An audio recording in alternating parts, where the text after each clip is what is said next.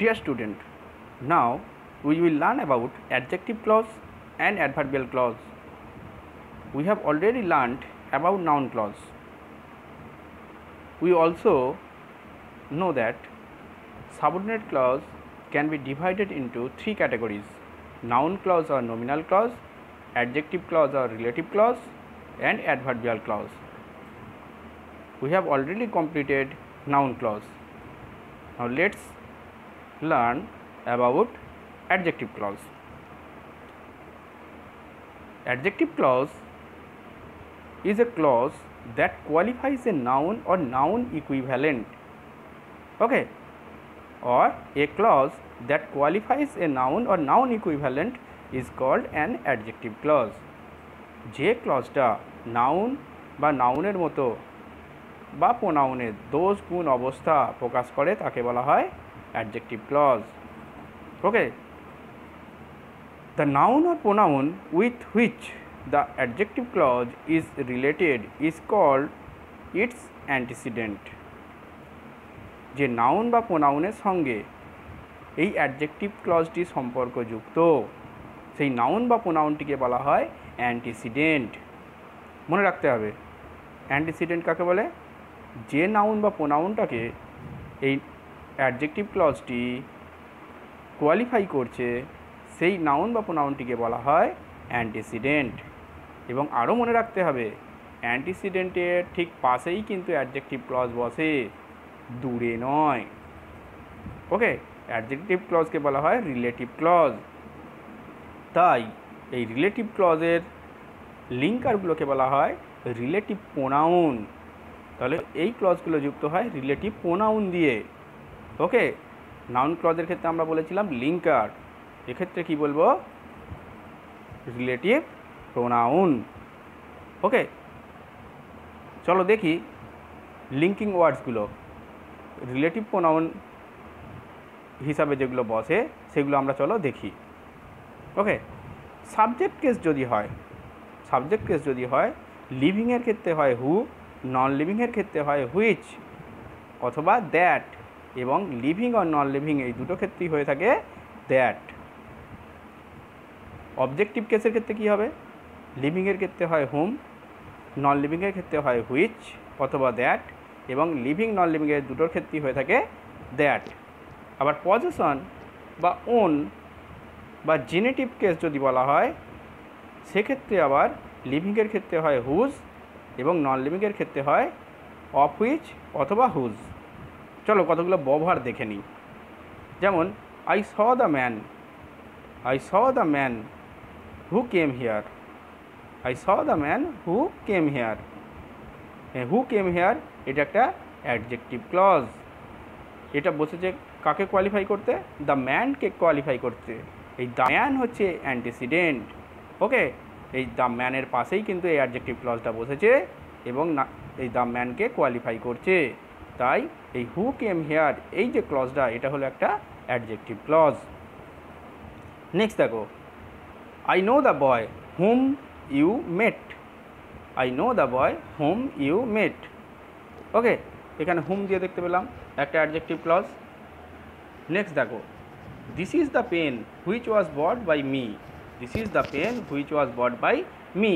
এই which was bought by me এই যে ক্লজটা, এই যে দ্য পেন এটা হচ্ছে একটা নাউন, এটাকে কোয়ালিফাই করছে, তাই এটা হচ্ছে একটা অ্যাডজেক্টিভ ক্লজ। নেক্সট আরেকটা দেখে নাও, this is the pen which I bought. This is the pen which I bought. এই হুইচ আই বট এই যে ক্লজটা এটা দ্য পেন বলে যে নাউনটা আছে তাকে কোয়ালিফাই করছে। এই দ্য পেনটা হলো অ্যান্টিসিডেন্ট এবং এটাকে যেহেতু কোয়ালিফাই করছে তাই হুইচ আই বট এটা হচ্ছে একটা অ্যাডজেক্টিভ ক্লজ বা রিলেটিভ ক্লজ। নেক্সট দেখো, Rina saw the man whose father was a footballer. Rina saw the man, Rina দেখেছিল লোকটিকে, whose father was a footballer. এই whose father was a footballer এটা হচ্ছে একটা রিলেটিভ ক্লজ বা অ্যাডজেক্টিভ ক্লজ। এটা কোয়ালিফাই করছে কাকে? The man. Okay, the man হচ্ছে অ্যান্টিসিডেন্ট। নেক্সট আর একটা ববার দেখে নাও, this is the book the pages of which are yellow. This is the book the pages of which are yellow. এখানে দেখতে পাচ্ছ এই দ্য পেজেসকে কোয়ালিফাই করছে কোনটা, অফ হুইচ আর ইয়েলো। এই যে ক্লজটা, এই ক্লজটা হলো অ্যাডজেক্টিভ ক্লজ। অ্যাডজেক্টিভ ক্লজকে দুটো ভাগে ভাগ করা হয়, রেস্ট্রিকটিভ ক্লজ এবং non restrictive clause. Restrictive clause কাকে বলে? Some adjective clause restrict the meaning of the antecedent. কিছু অ্যাডজেক্টিভ ক্লজ আছে যেগুলো অ্যান্টিসিডেন্ট, নাউন বা প্রোনাউন যেটাকে সে কোয়ালিফাই করছে তার অর্থটাকে সীমিত বা সীমাবদ্ধ করে দেয়। ওকে, তাকে বলা হয় restrictive clause. Without the clause the meaning of the antecedent remain incomplete. এই ক্লজটা ছাড়া ওই নাউন বা প্রোনাউনের অর্থটা কিন্তু অসম্পূর্ণ। ওকে, যেমন দেখো, I like the song which Imon sang. I like the song, আমি গানটা পছন্দ করি। কার গানটা পছন্দ করি? সব গান কিন্তু নয়, যেগুলো ইমন গায়। Okay, does not like all song, আমি সমস্ত গান কিন্তু পছন্দ করি না। ওকে, যেগুলো ইমন গায় সেগুলোই শুধু পছন্দ করি। এবং এই ক্লজটা ছাড়া বাক্যটা কিন্তু অসম্পূর্ণ, কারণ কী গান পছন্দ করে কিন্তু পরিষ্কার করে বলা হচ্ছে না। যদি বলি হুইচ ইমন স্যাং, তখন কিন্তু বলা হচ্ছে যে ইমন যে গানগুলোকে পছন্দ মানে গায় সেগুলোকে শুধু পছন্দ করি। অথবা দেখো, হি saw the boy who went there, সে দেখেছিল ছেলেটাকে। কোন ছেলেটাকে? যে সে ওখানে গিয়েছিল, যে ওখানে গিয়েছিল। এখানে আরও পরিষ্কারভাবে বলে দেওয়া হচ্ছে যে ওই ছেলেটাকেই দেখেছিল, অন্য আর কাউকে দেখেনি। ওকে, কিন্তু নন রেস্ট্রিকটিভ ক্লজের ক্ষেত্রে এরা কি করে? এরা নাউন বা প্রোনাউন যেটাকে কোয়ালিফাই করছে তার সঙ্গে কিছু তথ্য সংযুক্ত করে, এবং এই ক্লজটা ছাড়াও কিন্তু বাক্যটা সম্পূর্ণ বা অ্যান্টিসিডেন্টটা সম্পূর্ণ। যেমন দেখো, the boys comma who obey their teacher comma learn easily. যদি আমি বাদ দিয়ে দিই দ্য বয়েজ লার্ন ইজিলি, ছেলেরা তাড়াতাড়ি শেখে, হু ওবে দেয়ার টিচার এটা একটা অতিরিক্ত সংযোজন করা হলো, যে যারা শিক্ষক মহাশয়দেরকে মান্য করে। ওকে, এটা অতিরিক্ত যোগ করে দেওয়া হলো, অতিরিক্ত তথ্য দেওয়া হলো সেই ছেলেগুলো সম্পর্কে। এটা কিন্তু নন রেস্ট্রিকটিভ ক্লজ। কিন্তু যদি এই কমাটা না থাকতো তাহলে এটা রেস্ট্রিকটিভ ক্লজ হতো। যেমন the boys who obey their teacher learn easily, এখানে বিশেষ ধরনের বালকদের কথা বলা হচ্ছে যারা তাড়াতাড়ি শেখে। ওকে, এখানে কিন্তু যে কথাগুলো বলা হলো যে হু ওবে দেয়ার টিচার, এটা কিন্তু ওখানে রেস্ট্রিক্ট করে দিল অর্থটাকে, অ্যান্টিসিডেন্টের অর্থটাকে রেস্ট্রিক্ট করে দিল, এবং ওইটা ছাড়া বাক্যটা কিন্তু অসম্পূর্ণ। কিন্তু দ্বিতীয় বাক্যের ক্ষেত্রে যেটা আমি বললাম, কমা দিয়ে যেটা বলা হলো, the boys who obey their teacher learn easily. Okay, এই কমা দিয়ে যে বাক্যটাকে বসানো হলো, যে ক্লজটাকে বসানো হলো, এটা কিন্তু হলো non restrictive clause. Now we will learn about adverbial clause. Adverbial clause কাকে বলে?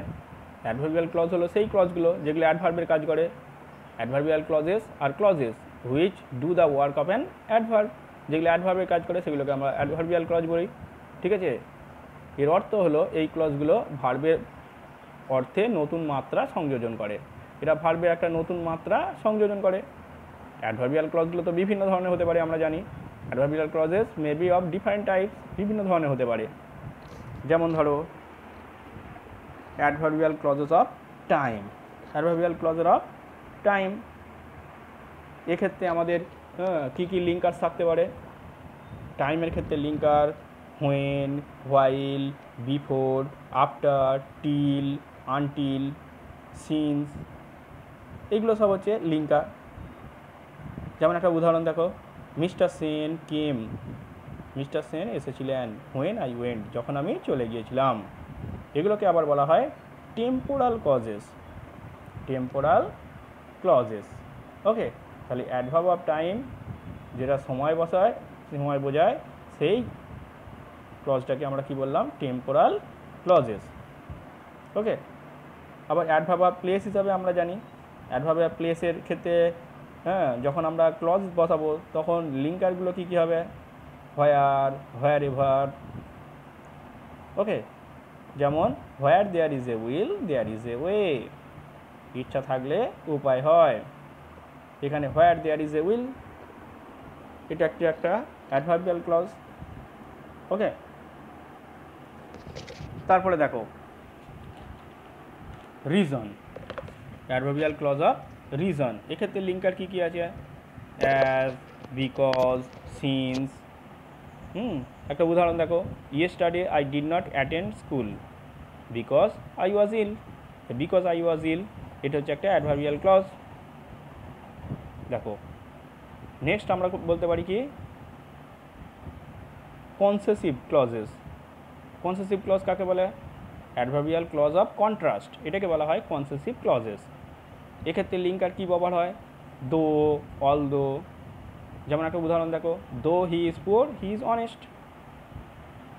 নেক্সট দেখো পারপাস ক্লজেস, এটা হচ্ছে উদ্দেশ্য বোঝানো হয়। এক্ষেত্রে লিঙ্কার হয় দ্যাট, সো দ্যাট। একটা উদাহরণ দেখো, we read that we learn. আমরা পড়ি কি উদ্দেশ্যে? আমরা শিখবো বলে পড়ি, তাই তো? তাহলে দ্যাট উই লার্ন এটা হচ্ছে একটা অ্যাডভার্বিয়াল ক্লজ। কন্ডিশনাল ক্লজেস শর্ত বোঝানোর জন্য ব্যবহৃত হয়। এক্ষেত্রে লিঙ্কার হবে if, in case, unless, weather. যেমন একটা উদাহরণ দেখি, if it Reigns we will not go. যদি বৃষ্টি হয় তাহলে যাব না।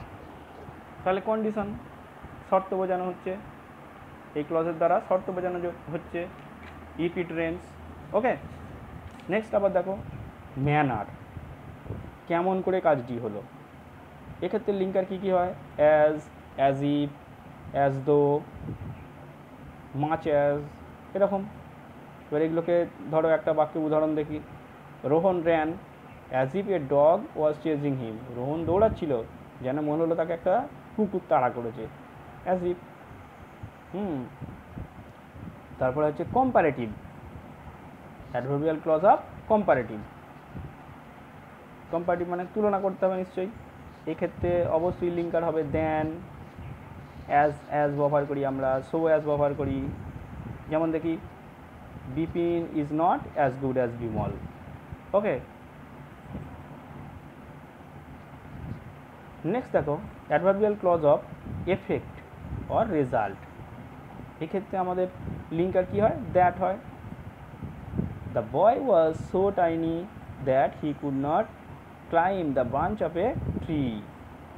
ছেলেটা এতটাই ছোট ছিল যে গাছে উঠতে পারছিল না। এই দ্যাট দেখতে পাচ্ছ ফল, ছেলেটা এতটাই ছোট ছিল, তার ফলে কী হয়েছে? সে গাছে উঠতে পারেনি। That he could not climb the branch of a tree. আবার এক্সটেন্ড, এক্সটেন্ড অর্থেও ব্যবহার করা হয়। সেক্ষেত্রে অ্যাজ ফার অ্যাজ লিঙ্কার হিসাবে কাজ করে। As far as I know Nilu is a hard worker. যতটা পর্যন্ত আমি জানি নীলু হচ্ছে একজন কঠোর পরিশ্রমী। ওকে, তাহলে অ্যাডভার্বিয়াল ক্লজের আমরা দেখতে পেলাম প্রায় 10 রকমের রয়েছে। ঠিক আছে, তোমরা এগুলোকে প্র্যাকটিস করবে, আরও ভালোভাবে শিখে যাবে।